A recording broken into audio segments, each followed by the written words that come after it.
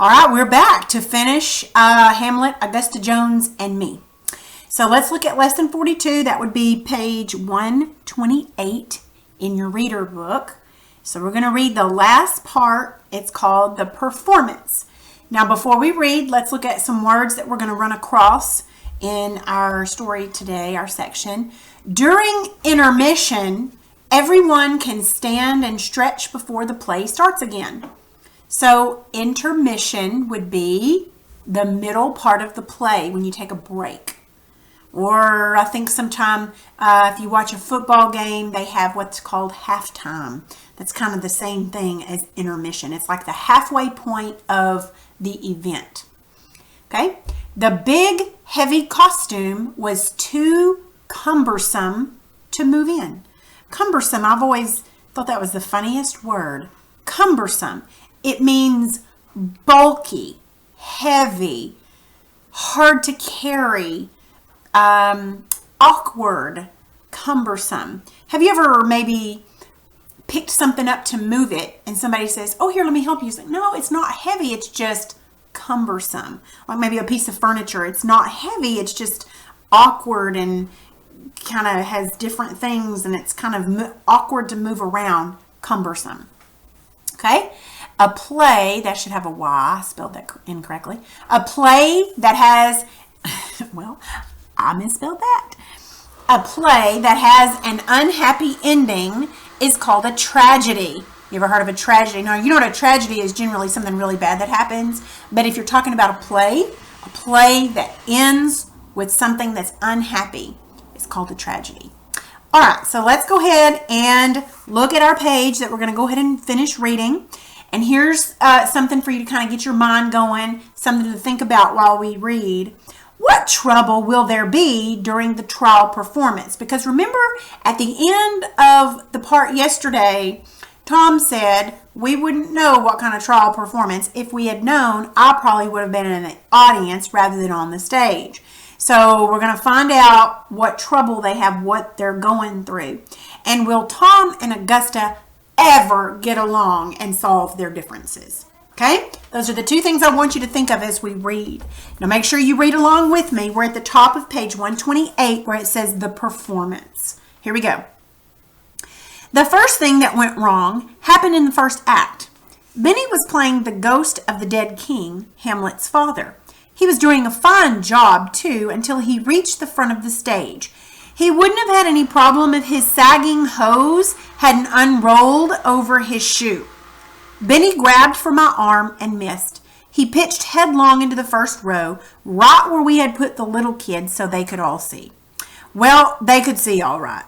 They scattered everywhere, screaming and yelling. Augusta called a brief intermission to calm things down. Then, with a "the show must go on" expression, she motioned us back on stage. From then on, things went from bad to worse. The problem was the costumes. Terrific as they were, they definitely were too big. Since we didn't know what to expect from the cumbersome outfits, we had a hard time moving around. I wasn't doing too badly because I had double pinned everything and even put square knots in the twine. But being Hamlet, I was on the receiving end of some clumsy sword thrusts that kept me dodging. It's hard to look brave when you duck instead of facing the other person. By the end of the second act, Augusta had shortened the play a lot. The audience was roaring with laughter. "This is a tragedy," Augusta moaned as the curtain closed. "Why are they laughing?" "They won't laugh in the next act," Eva promised. "Nobody laughs at a drowning person." "I certainly hope not," Augusta murmured. But she was wrong. The girl who played Ophelia had been having trouble all night. She was a thin girl anyway, and that dress had been made for a very healthy woman. When Ophelia had been on stage with me, the dress had kept slipping. Pins or not, I didn't think it could last much longer, and I was right. Ophelia must have been expecting the same thing, because when she felt the dress slip, she caught it at her waist. Quickly looping one end of the twine around it, she continued her speech. She didn't miss a word. But the sight of all that rich material wadded at the waist of a t-shirt was too much for Augusta. She walked out the back door.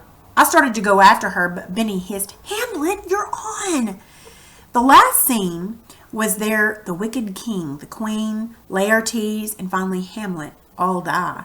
It was the best part of the play, if I do say so myself. The audience loved it. We were used to the clothes by then, and I didn't have to dodge so much. Although Laertes got tangled up in the queen's trailing skirts and almost didn't manage to kill me, for a moment I was tempted to rewrite Augusta's play and finish him off so I could live and become the new king. But Augusta was feeling so bad already that I couldn't. I just leaned on my sword and waited until he got to his feet again. Well, surprisingly enough, the play was a success. Everyone clapped and clapped. While the others were taking their bows, I slipped outside. Augusta was sitting on the porch steps. She was looking surprised to hear all the clapping and whistling going on. "Come on," I said, pulling her to her feet. "They loved us. You have to take a bow too." "They liked it?" she said in an unbelieving voice. "Not liked, loved." After a few bows, that happy light was back in Augusta's eyes. When the curtain went down for the last time, she turned to the cast. "Thank you all for doing such a good job, and forgive me for not believing in you." Well, I've still never met anyone like that Augusta Jones. But I guess she isn't so strange after all. You just have to get to know her. When we left, she was sitting on the trunk, murmuring something about Romeo and Juliet. I wouldn't mind doing another play, but Romeo and Juliet? Not me. Augusta will just have to find herself another boy. Absolutely no, never. Not me. So do you think he would play? Do you think Augusta would be able to talk him into playing Romeo and Juliet? So what happens in that first scene? The first thing that happens, Benny's hose slipped over his foot and he went headlong into the crowd, which was on the little kids. Now, what was the word that the author uses to describe those oversized costumes? He said they were cumbersome. Right there on your screen, he said they were cumbersome. Now, by the end of the second act, what was the audience doing? They were laughing. But what is Augusta referring to when she says, "This is a tragedy"? She says, "Why is everybody laughing? It's a tragedy." A tragedy is a story with a sad ending. So why was everybody laughing? She knew it wasn't going well since everybody was laughing. What makes Eva so sure that the audience won't laugh in the next act? Because Ophelia was supposed to drown. She said, nobody's going to laugh at somebody drowning. What proves Eva wrong? Ophelia's dress slipped. Do you think the audience is enjoying the play even though they're laughing during a play that's supposed to be a tragedy? I think they're probably having a good time. Now, Ophelia's dress problem, is that the only thing that makes Augusta walk out the door? Probably all of the things that are going wrong. What stops Tom from going after Augusta? Benny says, "Get on, you're next. Get up there."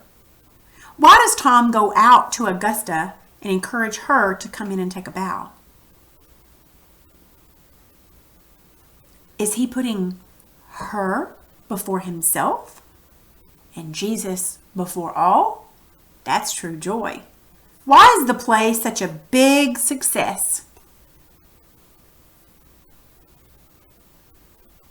It was just a funny, silly play, kids putting on a play, and it was just something that they all enjoyed, something different. And generally when you watch something, I mean, have you ever watched on TV the bloopers where they're doing a play or, they're making a movie or a show or a commercial and they have bloopers, they have accidents. Those are so funny and everybody loves to watch bloopers.